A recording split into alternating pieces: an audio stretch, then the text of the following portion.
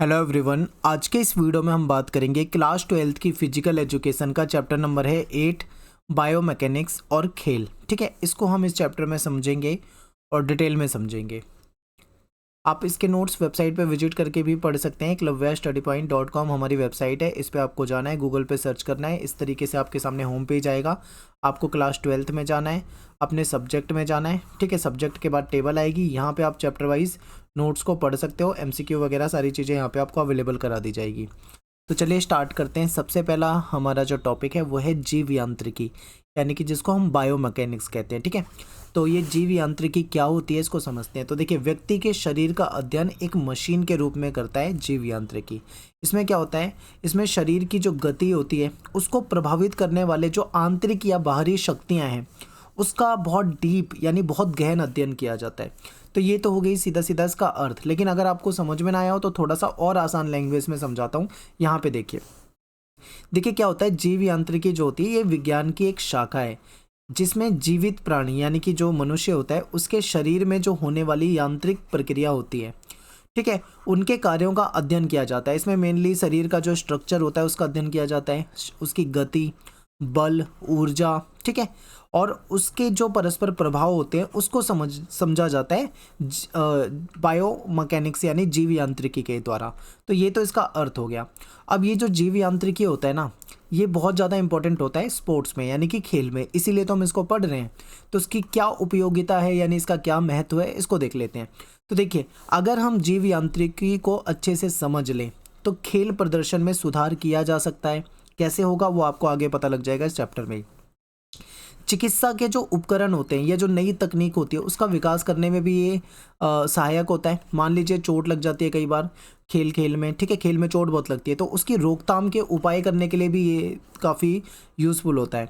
या रोबोटिक्स हो गया, या मान लो शरीर के जो कृत्रिम अंग होते हैं उसको बनाने के लिए भी ये बहुत महत्वपूर्ण होता है। तो ये सारी इसकी उपयोगिता होती है, इसीलिए हम इसको पढ़ेंगे। तो शारीरिक शिक्षा यानी कि जो फिजिकल एजुकेशन हम पढ़ रहे हैं इसमें खेलकूद में जीव यांत्रिकी का क्या महत्व है। तो खेलकूद में इसका क्या महत्व है ये हमको समझना है और यही पेपर में आता है। तो देखिए, यदि जीव यांत्रिकी को अच्छे से समझ लें, ठीक है, जीव यांत्रिकी को प्रशिक्षण में सुधार लाने में सहायक होती है। यानी बायो मैकेनिक्स जो होती है, ठीक है, ये क्या करती है, ये जो ट्रेनिंग होती है उसमें सुधार लाने में सहायक होती है और उपकरणों में सुधार लाने में सहायक होती है। यानी कि जब खिलाड़ियों के लिए जो खेल उपकरण बनाए जाते हैं उसमें कैसे सुधार किया जा सकता है उसमें ये सहायक होती है। फिर जीव यांत्रिकी जो है वो तकनीक में सुधार लाने में यानी तकनीक का विकास करने में सहायक है। खेल के दौरान अक्सर चोट लग जाती है, चोट के कारण सभी को पता होते हैं, तो उससे भी बचाव में या सुधार लाने में सहायक होती है।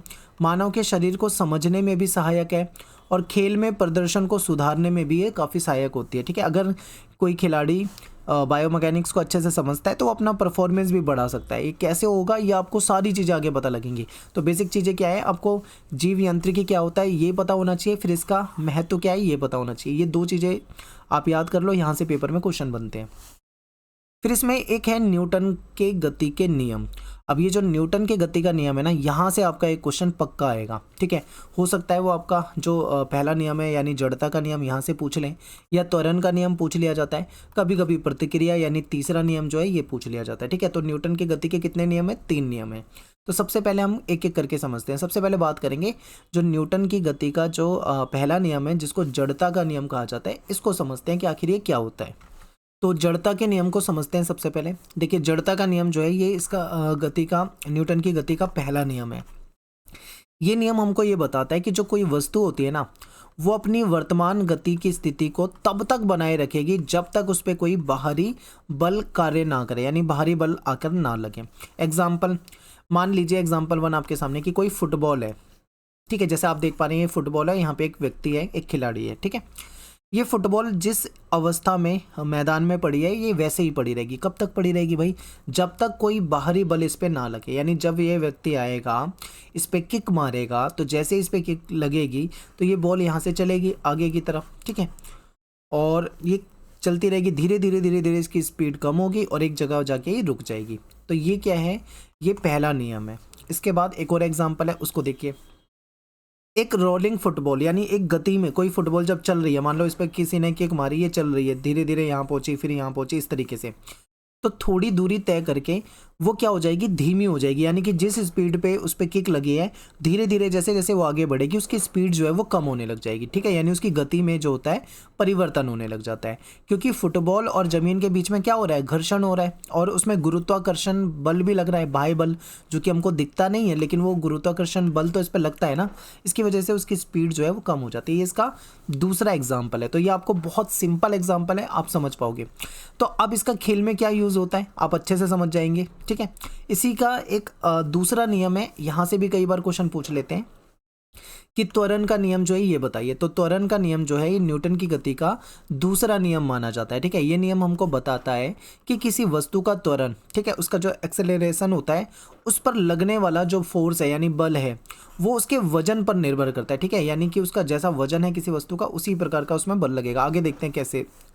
इसको संवेग का नियम भी कहा जाता है। देखो, हो सकता है पेपर में त्वरण का नियम ना लिखकर संवेग का नियम आ जाए, तो आपको याद रखना है ये एक ही चीज़ है।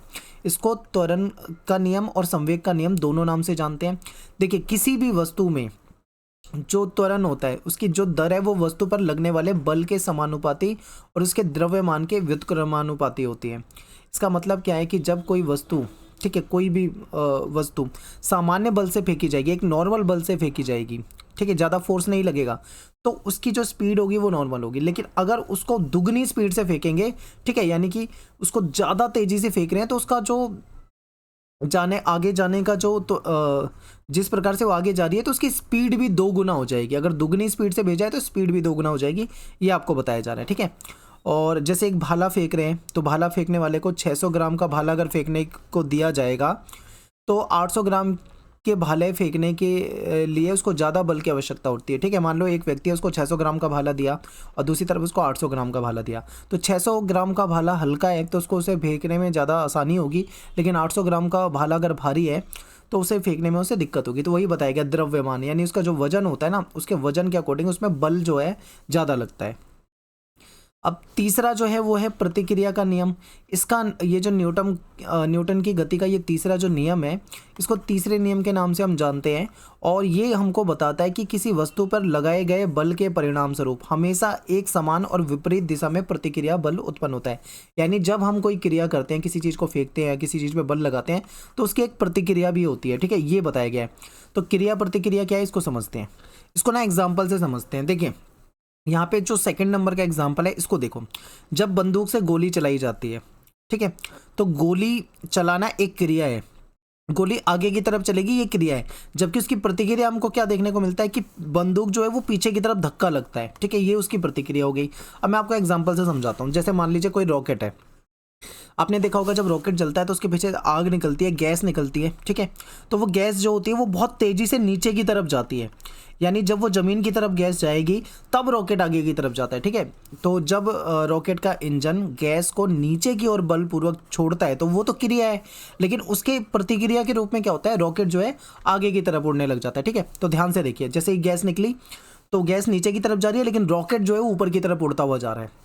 तो क्या है, ये उस क्रिया की प्रतिक्रिया है। ये एग्जाम्पल। ठीक है, गन से जब किसी बंदूक से जब गोली चलती है तो आपने देखा कि ये तो क्रिया है, वो गोली आगे की तरफ चली जाती है, लेकिन बंदूक पीछे की तरफ झटका सा देती है, वो उसकी प्रतिक्रिया हो जाती है, जो मैंने अभी आपको बताया था। ऐसा ही तैरते वक्त होता है। जहाँ मान लीजिए जब कोई तैराक पानी में तैरता है तो आपने देखा होगा क्या करता है, वो अपने हाथों से पानी को पीछे की तरफ धकेलता है, ये तो क्रिया है। लेकिन पानी को जब वो पीछे की तरफ धकेलता है तो उसका शरीर आगे की तरफ जाता है। ठीक है, आगे की तरफ जब उसका शरीर भागता है तो वो उसकी प्रतिक्रिया हो जाती है। तो ये जो था ये तीसरा नियम है। अब इसी का एक और एग्जांपल देख लो। जब चालक यानी जब कोई व्यक्ति पैदल चलता है या हम चलते हैं तो हमारा जूता जो होता है, हमारा जो पैर होता है वो ज़मीन पे, ठीक है, घर्षण करता है, तो उसकी वजह से कहीं ना कहीं हम आगे की तरफ, यानी हम चल रहे हैं ज़मीन पे, दबाव दे रहे हैं, तो ये तो क्रिया है, लेकिन ज़मीन हमको आगे की तरफ चलने में मदद कर रही है, तो ये उसकी प्रतिक्रिया हो जाती है। तो ये सारे एग्जाम्पल से आप समझ सकते हैं। ठीक है, बहुत सिंपल है, कोई इतना मुश्किल नहीं है। अब इसको पेपर में डायरेक्ट नहीं पूछते, कई बार पूछ लेते हैं, किसी खेल से रिलेटेड करके जोड़ के पूछ लेते हैं कि कैसे उसका इसमें इस्तेमाल होता है। आगे देखिए, संतुलन का सिद्धांत जो है इस पर चर्चा कीजिए। तो संतुलन जो है 2 प्रकार का होता है, एक है गतिशील संतुलन, एक है स्थिर संतुलन।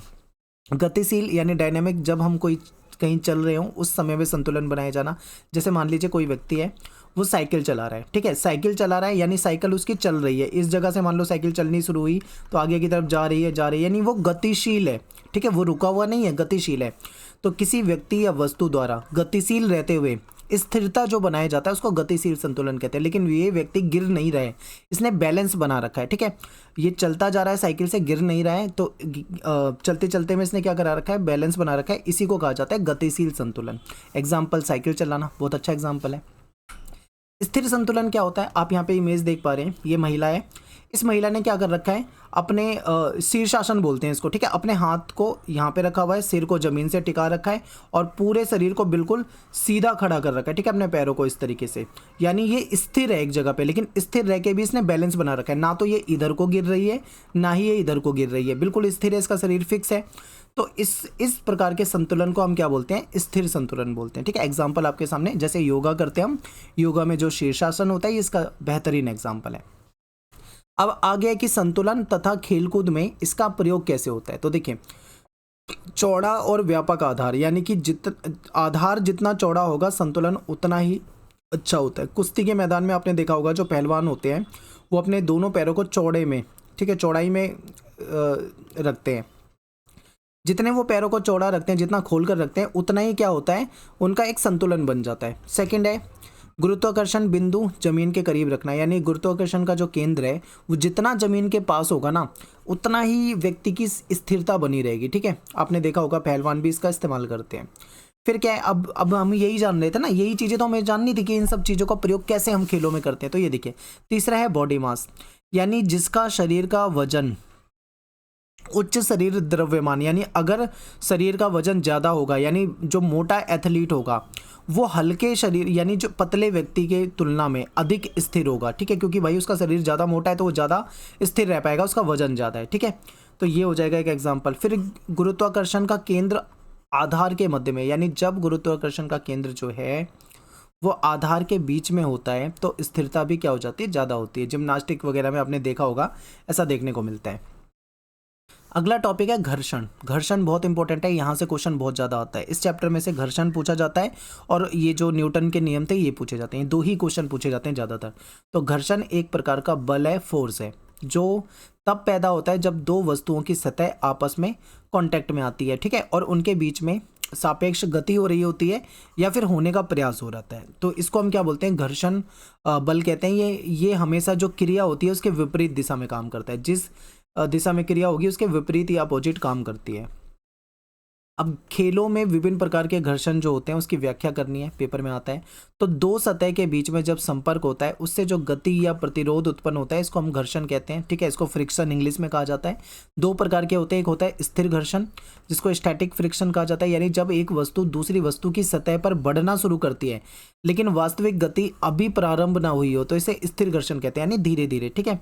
जैसे मान लो कोई व्यक्ति दौड़ता है तो वो पहले धीरे धीरे शुरू करता है, पहले कदम से थोड़ी वो स्पीड पकड़ लेता है, 2 4 10 कदम दौड़ेगा लेकिन बाद में जाके वो अपनी स्पीड पकड़ लेता है। जैसे ट्रेन चलती है, ट्रेन पटरी पे चलती है तो शुरू में जब चलती है बिल्कुल धीरे धीरे चलती है, लेकिन एक टाइम पे ऐसा आ जाता है वो बहुत फास्ट चलती है, यानी अपनी फुल स्पीड पे पहुंच जाती है, तो इसको स्थिर घर्षण कहा जाता है।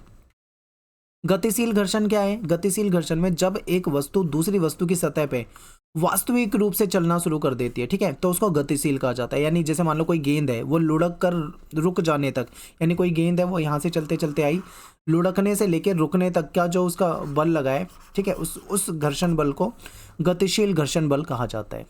अब गतिशील घर्षण बल जो होते हैं ना इसको 2 कैटेगरी में बांट के पढ़ते हैं। एक होता है स्लाइडिंग घर्षण, जब कोई वस्तु वास्तव में दूसरी वस्तु की सतह पे सरकने लगती है तो उसको स्लाइडिंग कहते हैं ना, स्लाइड कर दी, जैसे डिब्बे को गाड़ी पे चढ़ाना होता है तो उसको स्लाइड करके घिसवा कर उस पर ले जाया जाता है, तो ये स्लाइडिंग घर्षण कहलाता है। एक होता है रोलिंग घर्षण, यानी जब एक वस्तु दूसरी वस्तु की सतह पे लुढ़कती है, ठीक है, जैसे एग्जाम्पल है हिट करने पर मैदान पे लुढ़कती बॉल को रोलिंग घर्षण कहते हैं। जैसे मान लो कोई बॉल है उस पर किसी ने हिट करा बैट से, ठीक है, तो जब तक वो लुढ़कना शुरू करती है और जहाँ पे वो रुकती है तब तक वो जिस स्थिति में होती है उसके रोलिंग घर्षण कहा जाता है। फिर घर्षण के कुछ फायदे तो होते हैं लेकिन इसके कुछ नुकसान भी होते हैं। अब आप कहोगे कि भाई फायदे तो हमें पता है लेकिन नुकसान क्या होंगे, तो पेपर में दोनों में से कुछ भी पूछा जा सकता है। तो देखिए, एक तरफ मैंने लिखा है इसके लाभ और एक तरफ लिखा है मैंने इसके हानि। तो इसको लाभ और हानि को दोनों को साथ साथ देखते हैं। यानी देखो, चलने में सहायक, बिना घर्षण के चलना संभव नहीं है। जब हम ज़मीन पर चलते हैं तो हमारा जो शूज़ है, जूता है या हमारी चप्पल है, वो ज़मीन के साथ कांटेक्ट में आती है, ठीक है। यानी ज़मीन की सतह से हमारे पैर की सतह मिलती है, ठीक है, उस पर बल लगता है, तो इसे घर्षण कहा जाता है। और ये आसानी से हम चल पाते हैं। हम आसानी से चल क्यों पा रहे हैं? क्योंकि हमारे जूते और सड़क के बीच में क्या हो रहा है? घर्षण हो पा रहा है। गाड़ियों का रुकना और चलना, गाड़ी का जो टायर होता है वो सड़क पे चलता है, यानी सड़क पर गाड़ी का टायर क्या है, एक सतह से दूसरी सतह मिल रही है, तो घर्षण हो रहा है, तो उसी के कारण गाड़ी चल पा रही है। और ब्रेक लगाते हैं तो उसी के कारण रुक पाती है। मान लो अगर घर्षण ना होता ना तो वो रुकेगी भी नहीं, ब्रेक मारने के बाद भी फिसलती हुई जाएगी गाड़ी। तो ये है, ये तो इसके क्या है, लाभ है। दूसरी तरफ इसकी हानि है, यानी ऊर्जा की हानि होती है। घर्षण के कारण क्या होता है, गति करते समय ऊर्जा का कुछ हिस्सा जो है गर्मी में बदल जाता है, जिसकी वजह से हानि होती है। घिसावट, मशीन या उपकरण जो होते हैं उसमें घर्षण होता है और घर्षण के कारण क्या होता है, उसमें घिसावट होती है, उसकी लाइफ कम होती है। जैसे मशीन देखोगे आप, जैसे वो चल रही होती है, घिस रही होती है उसके बीच में, इसीलिए तो ग्रीस लगाया जाता है ताकि वो चलती रहे, लेकिन धीरे धीरे धीरे धीरे कुछ साल में उसकी लाइफ जो है कम होने लग जाती है। और इसके क्या लाभ हैं? पकड़ और स्थिरता। देखो, घर्षण के कारण ही हम वस्तु को पकड़ पा रहे हैं। अगर आप लिखते हो, लिखते वक्त आप अपनी कलम को, पेन को पकड़ रहे हो, तो आप घर्षण के कारण ही पकड़ पा रहे हो। मशीनों में सहायक, यानी घर्षण से कई मशीनें जैसे बेल्ट ड्राइव हो गई या ब्रेक जो होती है वो घर्षण के कारण ही काम करती है, ठीक है। ऊर्जा उत्पादन, यानी कुछ उपकरणों में जैसे माचिस जलाना है, माचिस जब जलाते हैं तो घर्षण होता है, घर्षण के कारण ऊर्जा, ठीक है, उत्पन्न होती है, हमें मिलती है। फिर हानि देखें तो अधिक ऊर्जा की आवश्यकता होती है, यानी घर्षण के कारण किसी वस्तु को खींचने धकेलने के लिए ज़्यादा ऊर्जा लगती है। कई बार शोर उत्पन्न होता है, घर्षण की वजह से क्या होता है, शोर उत्पन्न होता है। जैसे आपने देखा होगा गाड़ी वगैरह की आवाज़, या फिर जैसे आपने पत्थर काटते हुए देखा होगा, जो ग्राइंडर से पत्थर काटा जाता है तो वो गोल गोल घूमता है, उस पर घिसता है और कितनी इरिटेटिंग आवाज़ करता है, तो इससे आवाज़ भी उत्पन्न होती है। गति में बाधा, यानी घर्षण वस्तु की गति को धीमा कर देती है, जिससे उसकी कार्यक्षमता भी जो होती है वो धीरे धीरे घटने लग जाती है, ठीक है। ये हो जाएगा। अब बात करते हैं हम इस चैप्टर के लास्ट टॉपिक पे। जितना मैंने आपको बताया ना यहीं से आएगा। वैसे आप सपोर्टिंग वगैरह से पढ़ते हो, किताब से पढ़ते हो, तो उसमें बहुत ज़्यादा दे रखा है, आप वहाँ से सारा पढ़ सकते हो, लेकिन जो मैं आपको बता रहा हूँ यही चीज़ें पूछी जाएंगी। एक लास्ट टॉपिक है यहाँ पे, प्रक्षेप और खेलकूद। प्रक्षेप मतलब प्रोजेक्टाइल, ठीक है। स्पोर्ट्स में प्रोजेक्टाइल का क्या मतलब होता है?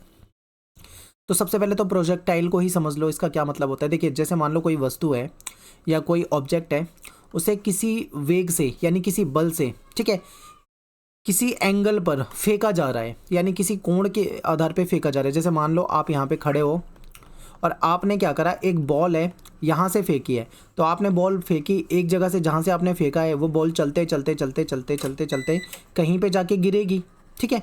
तो ये स्टार्टिंग पॉइंट था और ये एंडिंग पॉइंट है। अब बात ये करते हैं कि भाई आपने जो फेंका तो उसको फेंकने की एक स्पीड रही होगी, जो भी स्पीड से आपने फेंका हो उसका एक एंगल बन रहा होगा। आपने 25 डिग्री से फेंका, 30 डिग्री से फेंका, 45 डिग्री से फेंका, 50 डिग्री से फेंका, कोई ना कोई डिग्री बन रही होगी। तो उसमें एंगल भी होता है, उसमें बल भी होता है, और जहाँ पे ये जा रही होती है हवा में, वो गुरुत्वाकर्षण बल भी उस पर लग रहा होता है, ठीक है। इसके कारण वो क्या है, उसमें गति हो पाती है, उसके गति में प्रभाव, उसके इसी गुरुत्वाकर्षण बल के कारण जो प्रभाव होता है उसको हम देख पा रहे हैं, ठीक है। यानी कहाँ से बॉल कहाँ तक जा रही है वो हम देख पा रहे हैं। तो इसको बोला जाता है प्रक्षेप। हो सकता है आपको थोड़ा समझने में दिक्कत हुई है, मैं आपको और आसान करके बताता हूँ। देखिए, प्रक्षेप क्या होता है, ये व्यक्ति है, इसने एक बॉल को फेंका है और ये बॉल आकर यहाँ पे गिर गई है। मान लो ये ज़मीन है, यहाँ पे रुक गई है, ठीक है। कि ये छत है, मान लो किसी की, इसने फेंका, किसी की छत पे जाके बॉल रुक गई। तो जहाँ से फेंका है वो स्पीड, वो कोण, ठीक है, वो वेग, फोर्स, बल, सारी चीज़ें देखी जाती है, इसी को प्रक्षेप कहा जाता है। लेकिन वो जिस जगह से जाकर जिस जगह पे गिरती है इसको पथ कहा जाता है, यानी ये रास्ता हो गया ना उसका। तो किसी प्रक्षेप वस्तु द्वारा अपनाया गया जो मार्ग, यानी जिस जगह से वो गई है वो उसका प्रक्षेप कहलाता है, प्रक्षेप पथ कहलाता है, ठीक है। तो ये इंपॉर्टेंट है। अब देखो, ऐसे ही क्या होता है, भाले में भी होता है। भाला जब फेंका जाता है, जेवलिन जब थ्रो किया जाता है, फेंका जाता है, तो किसी स्पीड से जाती है और जाके गिर जाती है। अब यहाँ पे आपको देखना है, एंगल बहुत महत्वपूर्ण है यहाँ पे, ठीक है। अब ये है कि भाई ये जो प्रक्षेप होता है या प्रक्षेप पथ जो होता है, इसको प्रभावित करने वाले कारक क्या होते हैं। इसके दो कारक, तो सबसे पहले आपका वर्टिकल और हॉरिजेंटल हो जाता है, यानी कि आपने किस तरीके से बॉल फेंका। जैसे मान लो आप यहाँ पे खड़े हो, आपने बॉल फेंका, आपने उसको वर्टिकल फेंक दिया, यानी ऊपर फेंक दिया सीधा, तो वो आप ऊपर फेंकोगे तो तुरंत ही वापस वहीं के वहीं नीचे आके गिर जाएगी, यानी ज़्यादा डिस्टेंस ट्रेवल नहीं करेगी। लेकिन अगर आपने उसको वर्टिकल की जगह हॉरिजॉन्टल फेंका, यानी आप यहाँ से खड़े हो, आप उसको इस तरीके से फेंक रहे हो, तो वो ज़्यादा डिस्टेंस को कवर करेगी, ठीक है। ये तो यानी हम उसको हॉरिजॉन्टल फेंक रहे हैं किसी चीज़ को या वर्टिकल फेंक रहे हैं, ये चीज़ इंपॉर्टेंट होती है। आपने क्रिकेट में देखा होगा कई बार क्या होता है, बहुत ऊंचा शॉट मार देते हैं प्लेयर, ऊंचा शॉट मारते हैं तो उसके आसपास ही आके बॉल गिर जाती है या कोई कैच कर लेता है, लेकिन जब वो ऊंचे शॉट की जगह लंबा शॉट होता है तो वो दूर जाके गिरती है। तो यही होता है हॉरिजॉन्टल और वर्टिकल, ठीक है। अगर ऊंचा जा रहा है तो ये आपका वर्टिकल हो जाएगा, और इस तरीके से जा रहा है तो ये हॉरिजॉन्टल हो जाएगा, ठीक है। अब दूसरा क्या, तो देखो इसमें क्या क्या चीज़ें प्रभावित करेगी, इसमें ये प्रभावित करेगी कि हमने किसी चीज़ को, जेवलिन को या बॉल को या जो भी चीज़ है उसको फेंका है, वो वर्टिकल फेंका है या हॉरिजॉन्टल फेंका है, ये चीज़ें उसको निर्धारित करती है। फिर उसका कोण क्या है, एक्सिस, ठीक है। कोण आगे मैं आपको समझाऊंगा, कोण कम है तो कहाँ गिरेगी, ज़्यादा है तो कहाँ गिरेगी, कितने डिग्री पे फेंकने पे ज़्यादा दूर जाके गिरेगी, ये सारी बातें आगे बताएंगे। फिर किस स्पीड से फेंका है, मान लो किसी ने बहुत धीरे से फेंका है तो भाई ज़्यादा दूर नहीं जाएगी वो, किसी ने बहुत जान लगाकर, ताकत लगाकर फेंका है तो वो बहुत दूर जाएगी। उसकी ऊंचाई, उसकी लैंडिंग सतह भी कहीं ना कहीं उसको प्रभावित करती हैं, ठीक है। पथ की ऊंचाई यानी जो उसका पथ है उसकी ऊंचाई, गुरुत्वाकर्षण बल भी, गुरुत्वाकर्षण बल लगता है ना, वो भी कहीं ना कहीं उसको प्रभावित करता है। फिर वायु का प्रतिरोध, मान लो आपने किसी चीज़ को इस दिशा में फेंका है, लेकिन वायु जो है वो उसके अपोजिट में जा रही है। अगर वायु इसी दिशा में जा रही है तो दूर पहुंचा देगी, लेकिन अगर वायु अपोजिट है तो वो चीज़ क्या है, ज़्यादा दूर नहीं जाके गिरेगी। उसकी इस घूर्णन यानी किस प्रकार से वो घूमते हुए जा रही है, ये चीज़ भी कहीं ना कहीं उसको प्रभावित करती है। अब देखो यहाँ पे एंगल समझो, ये सबसे महत्वपूर्ण है, क्योंकि खिलाड़ी जो होते हैं ना वो इस चीज़ को समझते हैं। अब देखो मान लो आप यहाँ पे खड़े हो, आप यहाँ पे मान लीजिए बैटिंग कर रहे हो, ठीक है, ये पिच है, यहाँ से आपको कोई बॉलर बॉल फेंक रहा है, बॉल करा रहा है, आप यहाँ पे खड़े होकर शॉट मार रहे हो, ठीक है। अगर आपने कोई शॉट मारा जो कि 25 डिग्री के एंगल से जा रहा है तो वो इतना डिस्टेंस तय करेगा, ठीक है, यानी इतना। लेकिन अगर आप उसे 35 डिग्री के एंगल से फेंक रहे हो तो यहाँ जाएगा। सबसे ज़्यादा जो दूर जाता है तो वो 45 डिग्री से जाता है, ठीक है। तो इसीलिए जो जेवलिन थ्रो करते हैं ना, जो भाला फेंकते हैं, उनको पता होता है, उनको प्रैक्टिस होती है, वो 45 डिग्री का यूज़ ज़्यादा करते हैं ताकि उनकी जेवलिन जो है बहुत दूर जाकर गिरे। अगर मान लो किसी ने, अनाड़ी ने, जिसको ज़्यादा नॉलेज नहीं है, मान लो कोई, क्रिकेट में भी कई बार हो जाता है, खिलाड़ी खड़ा है, उसने शॉट मार दिया, वो इस एंगल में ना मारकर उसने सीधा मार दिया, इस तरीके से मार दिया, ऊंचा शॉट वर्टिकल, ठीक है। अब क्या है, वो बॉल उसके आसपास ही आगे गिर जाएगी, ज़्यादा दूर, मतलब ऊंचाई में तो वो बहुत ऊंची है, हो सकता है बहुत ऊंची हो, लेकिन वो गिरेगी तो उसके आसपास ही ना, तो ये चीज़ें मैटर करती है, ठीक है। तो यहाँ से डिस्टेंस जो होता है वो कवर होता है। तो यही बातें आपको यहाँ पे समझनी थी, और यहाँ से आपके पेपर में क्वेश्चन आएंगे जो टॉपिक आपको बताएं, ठीक है। तो मिलते हैं आपसे नेक्स्ट वीडियो में। थैंक्स फॉर वॉचिंग, और आप हमारे टेलीग्राम ग्रुप को ज्वाइन कर लो, class 12th ESP new group के नाम से अपना टेलीग्राम पे ग्रुप है, इसको जरूर ज्वाइन करें। यहाँ पे आपको नोट्स वगैरह मिल जाएंगे। मेरा नाम सत्येंद्र प्रताप है, आप मुझे इंस्टा पे फॉलो कर सकते हो, एकलव्य स्टडी पॉइंट, ये मेरा यूज़र नेम है। थैंक्स फॉर वॉचिंग सभी को, जय हिंद जय भारत। वीडियो को लाइक कर दें, कमेंट कर दें, शेयर कर दें।